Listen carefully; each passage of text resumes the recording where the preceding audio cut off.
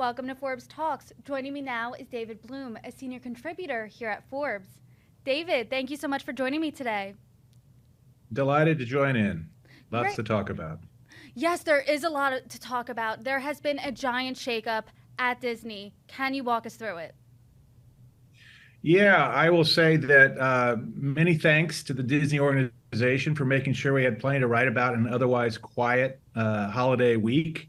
Talking about Bob Iger's return was stunning. News came out Sunday night in a release by the board of Disney, 5 months after they had extended the contract by 3 years, technically 2.5 years, for Bob Chapek. They decided they didn't want him anymore and replaced him with the guy he replaced, Bob Iger, one of the most storied CEOs in American capitalism, I would say. Iger left mere weeks before the pandemic hit, handed it off to his right-hand guy, who he was never really that close with, but he was certainly well qualified to take over the job, and went off to be first chairman, and then was doing a lot of, he tried to buy some sports teams, he was doing some investments, stuff like that. At the same time, he was not really shuffling off quietly into retirement. He was also making known his criticisms of Chapek's handling of the job in ways that got out into the public sphere. He was showing up with investor groups. You don't need to show up with investor groups if you're not really dealing with investors, but there he was at big like Morgan Stanley gatherings and things like that. So he's been brought back. He's been given 2 years, December of 2024, to do specifically one thing, which is to find a permanent successor, something he was not very good at the first time. And it's not just Chapek. He ran through at least two other predecessors or ran them off. And he also talked about retirement at least 4 times publicly since 2015 before he finally departed in 2019. So that'll be a very, very, very important job, and one that there is no current obvious next choice. There are some very talented people, obviously, at a media company as big as Disney, but they don't tend to have expertise across the entire company.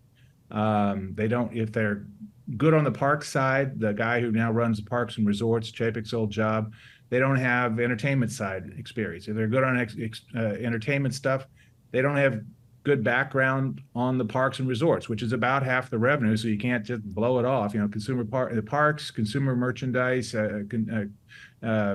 all those areas are a gigantic part of the company and a complex universe all of their own. So there's no obvious next person to take over. Perhaps what will happen is he'll name a COO, who becomes essentially, the successor in waiting, and that person gets trained at some level to be able to handle the entire company instead of just some portion of it.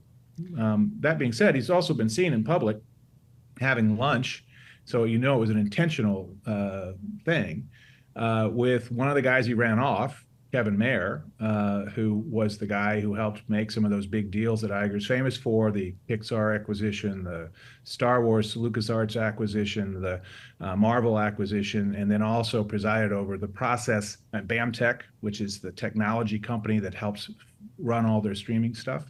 And he was supposed to be the successor. He didn't get it. Chapek got it, so he left and ended up in business at Candle Media startup with another guy that Iger ran off, Tom Staggs. So maybe one of those guys becomes a candidate as well. That's a really interesting conversation that is ripping around Hollywood, as you can imagine. All that is a big deal. That could keep him busy for 2 years, but he's got a whole bunch of other things on the plate. There is a lot to unpack here, truly. So let's start back to what you said from the top, that Disney's board in June voted unanimously to extend Bob Chapek's contract for 2.5 years. So, and that was back in June. So what happened between June and now that he's now gone? There were certainly problematic missteps over the last 3 years, 2.5 years, that Chapek had taken that raised concern or outraged specific constituencies. So one was how he reorganized Disney to put all control over who greenlights projects under a new unit that was headed by a longtime lieutenant of his, Kareem Daniel. And that took away the greenlight power from all those creative divisions that decide this movie goes or that TV show goes, or that streaming show goes. They wanted to have one traffic cop to control everything. Well, so that he kind of lost the internal creative space there. So that was problematic, and has been so for a year and a half, 2 years since he did that reorg. He certainly outraged other parts of the creative community in the very public fight with Scarlett Johansson, when they made a decision to put Black Widow direct to streaming on Disney Plus in the depths of the pandemic, because no one was going to theaters. So they put it on streaming, and Scarlett said, "Hey, I had bonuses coming from my contract based on how we did in theaters, and you don't go to theaters, you're screwing me out of money." And she sued like 3 weeks after the movie came out. And then he put out things like how much she'd been paid and stuff like that. And Iger was horrified, and agents were horrified, and talent was horrified, and many of their creatives again were horrified. So those are kind of examples. But the real final straw here, Disney's been down like everybody else in the market, but they were way down after November 11th, when they reported their quarterly earnings. And Chapek had a sort of an odd affect, at least that was how it was received, in terms of conveying the news that they had lost $1.5 billion in the quarter on their streaming operations. The company's been a streaming first company since Iger's day. He had set that path, and Chapek had embraced it, and they were charging full ahead, and they have well over 200 million, depending on how you want to count the subscribers, well over 200 million subscribers to their 4 streaming services. But $1.5 billion loss in streaming is not something the street wanted to see. The shares of the company's stock dropped 13% in a day. And there were concerns. A couple days later, he came out with, "Oh, I'm going to do some stuff. I'm going to make a plan to fix everything. We're going to have layoffs." He didn't tell anybody in HR that there's going to be layoffs. That was a problem. It was mishandled in about every imaginable way. Christine McCarthy, who's the CFO, went to board members to say she no longer had confidence in what he was doing. And the board on the Friday before Thanksgiving met, connected, reached out to Iger. Deal was done very quickly. 2 days later, Chapek's out, Iger's in, with a whole mess of things that need to get dealt with that probably won't get fixed in the next 2 years. From what you described, there's a medley of missteps there from Bob Chapek, but he was handpicked by Bob Iger. So why is confidence back into Bob Iger that he can now pick a successor here? Well, that's certainly a great question. There are plenty of people, including a couple of very activist investor groups or investor organizations, Third Point, Dan Loeb, and Trian, they have their own opinions about Iger. Particularly Trian is not a big fan of Iger. He is celebrated. He certainly took Disney from a company X size to something like 5X in terms of revenues, with all those big deals for major IP. Really used the Marvel and Star Wars and Pixar acquisitions to help drive all across the Disney flywheel. And those were all really important. The Fox deal that he did, where he acquired most of Rupert Murdoch's media empire, though not quite all of it, brought things like a controlling stake in Hulu and the FX network and the great programming that comes out of that operation, and studio space and talent like Dana Walden, who now runs their general entertainment group. But it also handcuffs that company. I think that there are reasons to be skeptical of Iger doing any better this time than last time, though perhaps because it was the one area of his legacy that he botched, he'll do better. That at 71, he will have some wisdom he didn't have at 68. I don't know that that's a well-placed bet, but maybe people will be paying more attention this time. Hopefully this board will. Those activist investor groups want that board to get changed up too. They don't think that it has enough people who have an entertainment background, who are clued into what Disney is. It's a very large, very complex organism. And you can't just have people that are diverse, great, but they need to have some really useful hands-on experience in entertainment, because that's what Disney is. So I don't think there's reason to be confident he will do that. He has a lot to take care of. And this one job is going to be the big one, and we'll see how he does. To that point, he has a lot to take care of. For Forbes, you wrote about the issues at Disney that Bob Iger faces. What do you think is the most immediate challenge that he has walking through the door? He needs to. He had a town hall this morning where he told employees that they're going to change their focus from growth in streaming subscribers to a focus on profitability, which is something all of the streaming services, all the media companies with streaming services have had to pivot to, as Wall Street has finally figured out that more subs doesn't actually make for good business by itself. You actually have to have higher revenue per user, ARPU. You have to have longer term engagement. So particularly as everybody starts launching ad-based services or ad-based tiers, Disney's launching one on December 8th. Netflix launched one this month. You need to keep people around as long as possible so you can show them more ads and make more money from them. So how do you program for long-term engagement, reducing churn, et cetera, et cetera? You've got some tough balances to do there. So first of all, I think there's a shift in numbers of subscriber ads over everything. That is really important. But then there's a couple of key things that need to be resolved. One is, what do you do with Hulu? There's a put-call agreement with Comcast to have Disney buy out the remaining 1/3 share of Hulu that Comcast still owns by 2024. It's not clear Disney needs Hulu, but whatever, they've got to figure out what they're going to do with it. If they do it, they've got to do it at an enterprise value of at least $27 billion.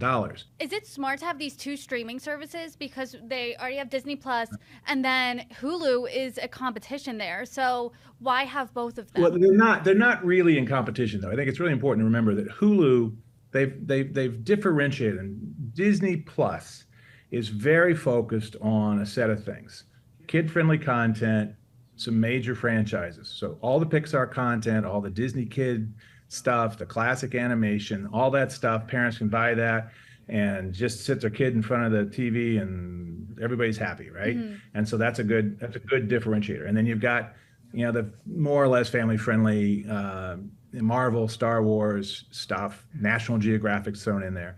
And then Hulu is all the grown-up stuff. So it's the edgy content that FX makes. It's the stuff that's been more broad-based. And until this fall, it also had Comcast/NBC Universal content on there that's all been pulled back largely. So there's just now what Hulu makes, some of which is quite good, but again, quite edgy and not really Disney fare. I mean, the Disney brand is such a complicating factor. It's a blessing and a pair of handcuffs, sure. Right?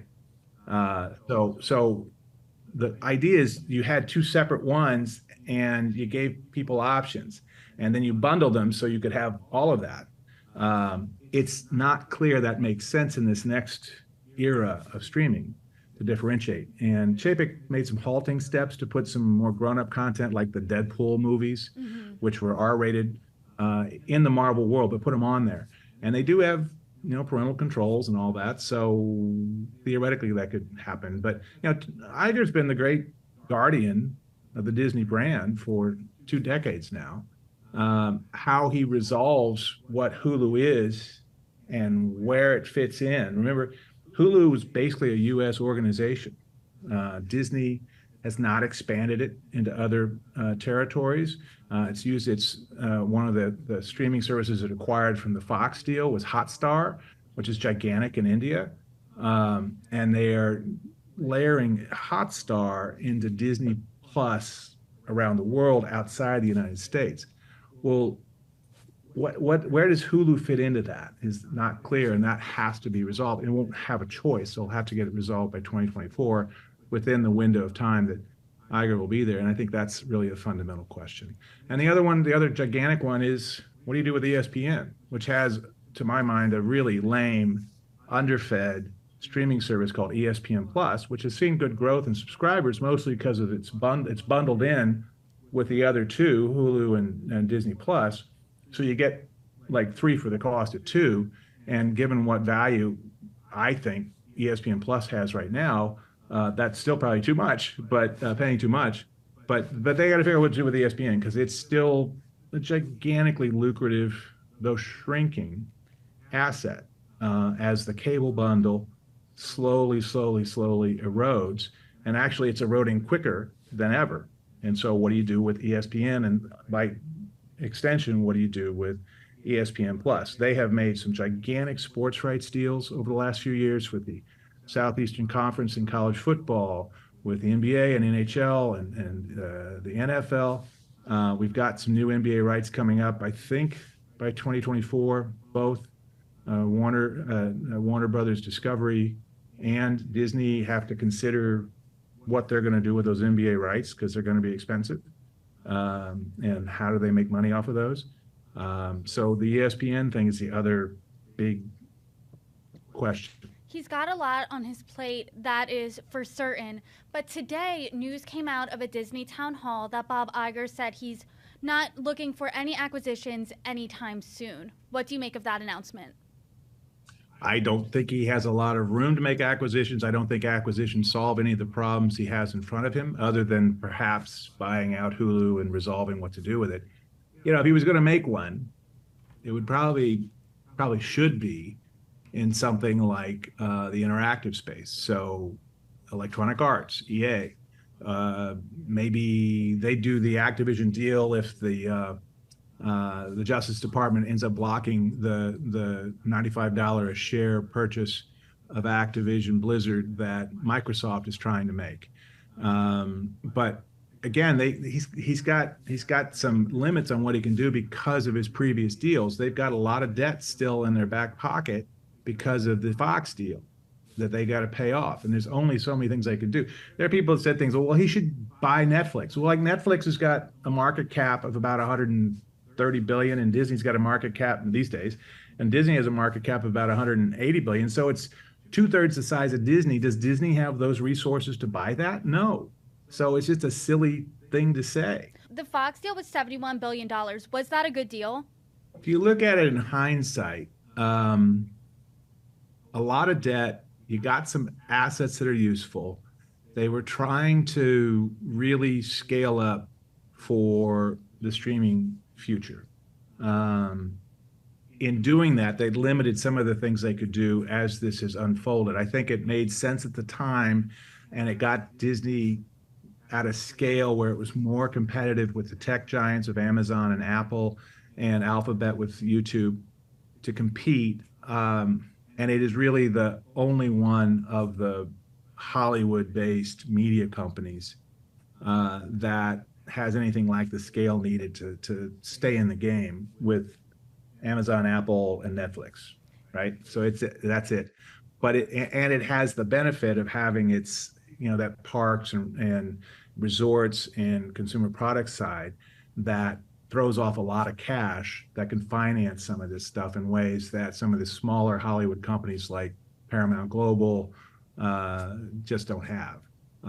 But there's a lot of upsides there, and then there's complications that still haven't been resolved, like what do you do with Hulu, and what do you do to get bigger?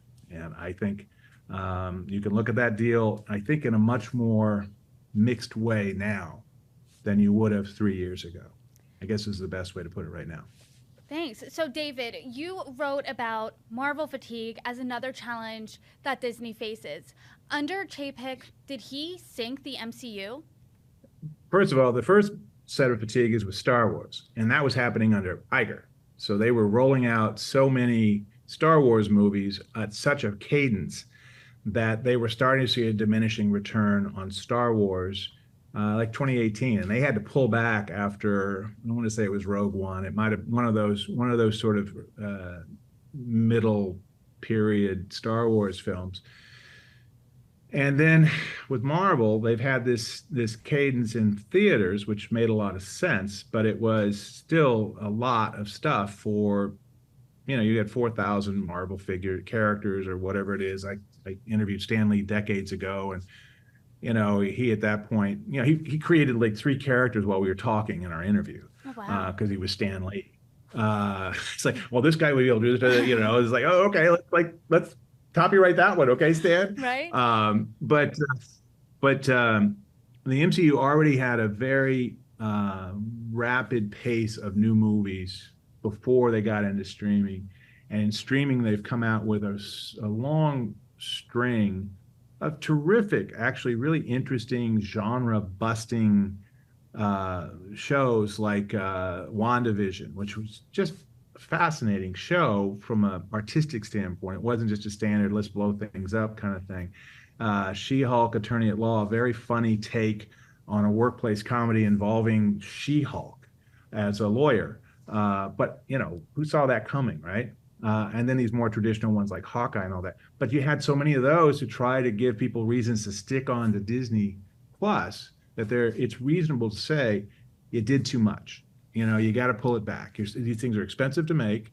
You've got fan service to do, but at a certain point, there's a diminishing return, and maybe you need a little more diversity of programming besides just another Marvel TV show before another Marvel movie, before another Marvel animated thing, et cetera, et cetera. I mean, they've really loaded it up, and Disney's been doing that, even going back to the Iger days, is I guess what I would say. The development things on these predate Chapek by quite a bit. So they'll have to figure that out. They'll have to probably pull back some. They can save some money on that, space them out a little bit, and give people other reasons to watch Disney Plus. So that's how you do that. That's the key. You laid out a mound of challenges that Bob Iger faces, but he only has 2 years until he names a successor and he's done. Do you think that's enough time for him to remedy these situations? No, not at all. Well. I mean, there's a couple of things that go through my mind. One is, of course, there's no freaking way in a declining economy, a problematic economy, with the handcuffs he has with finances, with figuring out the whole long list of stuff. And I strongly I recommend everybody just jumping onto my fantastic story and a follow-up about his one job he has to do.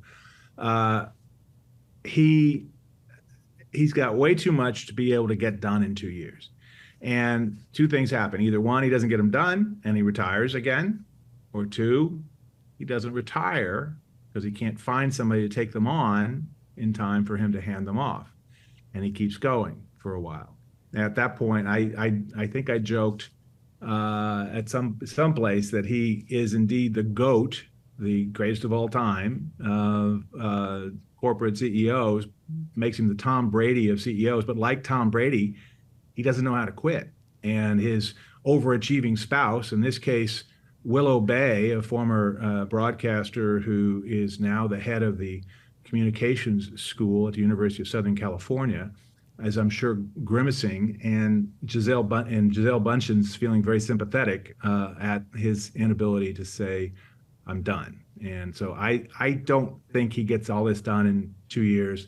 The board says the most important thing is finding a successor, and that'll be hard enough. So stuff's going to keep rocking along for a little bit, but they're going to have to figure out Hulu by 2024, because that's the deal with Universal. They said they were going to get to break even on streaming by 2024, and he's still promising that. Et cetera, et cetera. There's a bunch of stuff coming to a head, whether they like it or not. So, well, the clock is certainly ticking here already, and we are excited to see how it all plays out. David Bloom, thank you so much for joining me. You bet.